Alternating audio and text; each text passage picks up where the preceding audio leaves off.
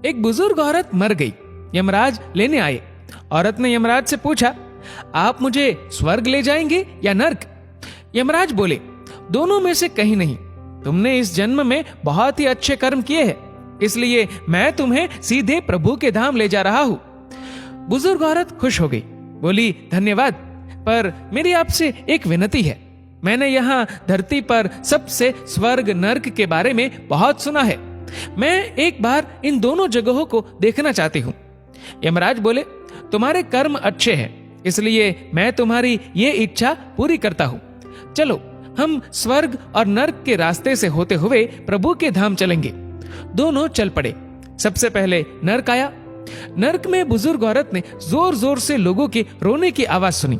वहां नर्क में सभी लोग दुबले पतले और बीमार दिखाई दे रहे थे। औरत ने एक आदमी से पूछा, यहाँ आप सब लोगों की ऐसी हालत क्यों है? आदमी बोला, तो और कैसी हालत होगी? मरने के बाद जब से यहाँ आए हैं, हमने एक दिन भी खाना नहीं खाया। भूख से हमारी आत्माएं तड़प रही है।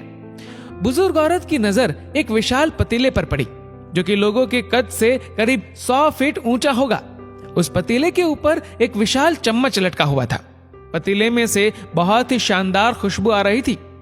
बुजुर्ग औरत ने उस आदमी से पूछा, इस पतीले में क्या है? आदमी मायूस होकर बोला, ये पतीला बहुत ही स्वादिष्ट खीर से हर समय भरा रहता है। बुजुर्ग औरत ने हैरानी से पूछा, इसमें खीर है तो आप लोग पेट भर के ये खीर खाते क्यों नहीं? भूख से क्यों तड़प रहे हैं? आदमी रो रो कर बोलने लगा, कैसे खाए? ये पतीला 100 फीट ऊंचा है। हम में से कोई भी उस पतीले तक नहीं पहुंच पाता। बुजुर्ग औरत को उन पर तरस आ गया। सोचने लगी, बेचारे खीर का पतीला होते हुए भी भूख से बेहाल है। शायद ईश्वर ने इन्हें यही दंड दिया होगा। अब यमराज बुजुर्ग औरत से बोले, चलो हमें देर हो रही है। दोनों चल पड़े। कुछ दूर चलने पर स्वर्ग आया। वहां पर बुजुर्ग औरत को सबकी हंसने व खिलखिलाने की आवाजें सुनाई दी। सब लोग बहुत खुश दिखाई दे रहे थे। उनको खुश देखकर बुजुर्ग औरत भी बहुत खुश हो गई। पर वहां स्वर्ग में भी बुजुर्ग औरत की नजर वैसे ही 100 फीट ऊंचे पतीले पर पड़ी जैसा नर्क में था।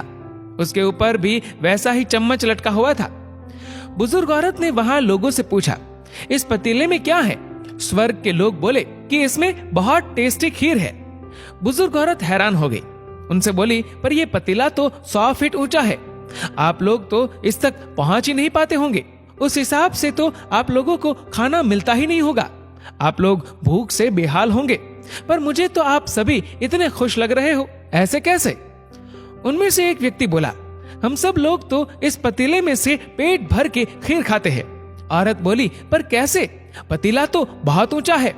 व्यक्ति फिर बोला, तो क्या हो गया? पतीला ऊंचा है तो यहाँ पर कितने सारे पेड़ हैं।